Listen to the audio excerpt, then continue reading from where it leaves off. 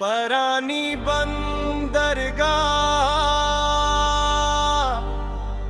कला लटीन वाला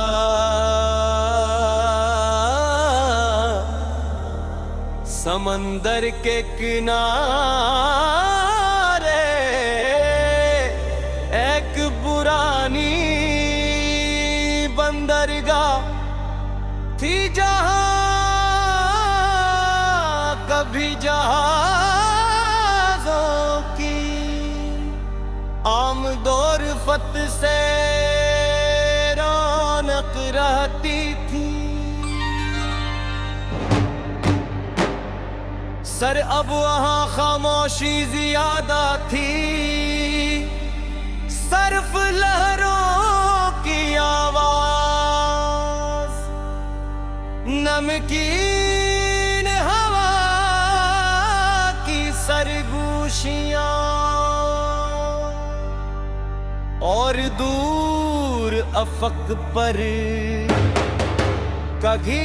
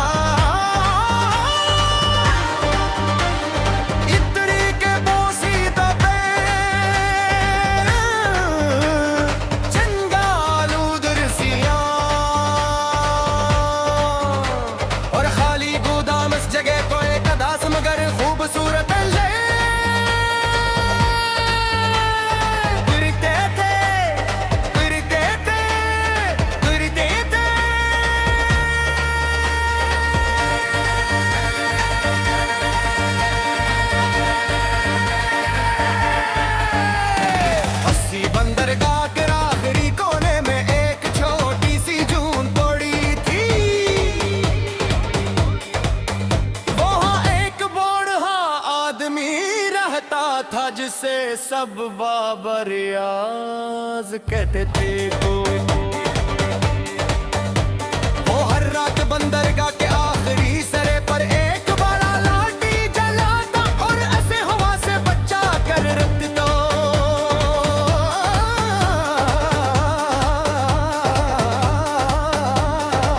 लोग एक सल हंसते के अब ना इतने जहाज आते हैं, ना ये रोशनी किसी काम की है, मगर बाबा रियाज हर रात वो ही काम कराता।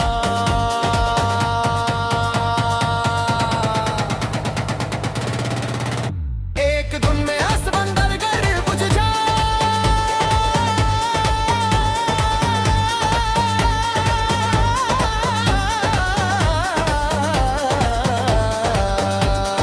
समंदर पर सुकून था, मगर हवा में नेमी और तन आई घली हुई थी। बाबा रियाज लालटी साफ कर रहे थे।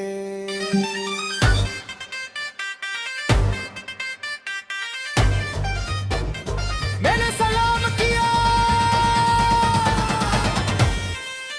उन्होंने मुस्कुरा कर जवाब दिया और कहा,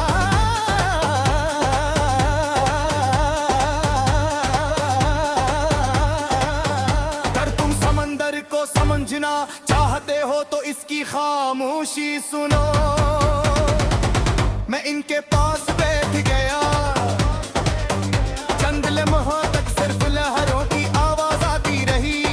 फिर मैंने पूछा, आप हर रात ये लालटी क्यों जलाते हैं? यहाँ तो ज्यादा जहाज भी नहीं आते हैं। वो आहिस्ता से बोले, इंदेरा ये नहीं देखता कि तुम अकेले हो या हजूम में हो, बस आ जाता है ये जुमले मेरे दिल में उतर के आ।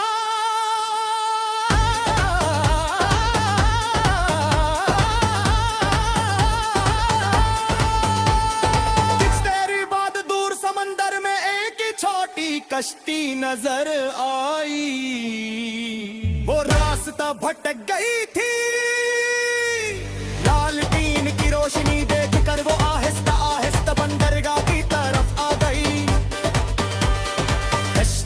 शख्स बहुत परेशान था। बाबा रियाज ने उसे रस्सी पकड़ने में मदद दी, पानी दिया और ऐसे सुकून से बैठने को कहा। वो शख्स बार बार शुक्री अदा करता रहा। मैंने पूछा अगर आप ये लालटीन न जलाते तो? वो मुस्कुरा कर बोले तू शायद कोई रास्ता अंधेरे में खो जाता। रात गहरी होने लगी,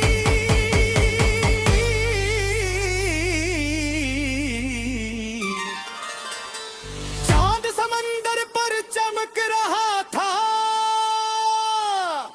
पानी में चांदनी हर रही थी जैसे कोई ख्वाब तीर रहा हो। बाबा रियाज ने लालटीन की लोग को देख दिया। मैंने आखिरी सवाल किया, आपने जिंदगी से सबसे कीमती सबक क्या सीखा?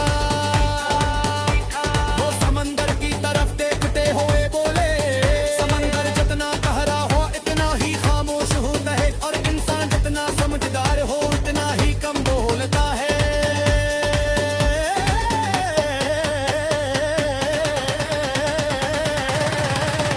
फिर वो आहिस्ता से बोले,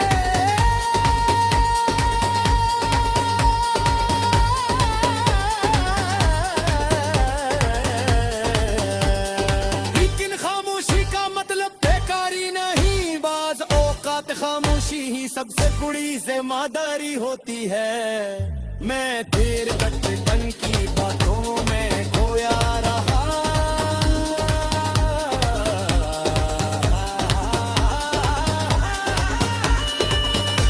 हवा ठंडी हो रही थी, मैंने इजाजत ली और वापस चल पड़ा।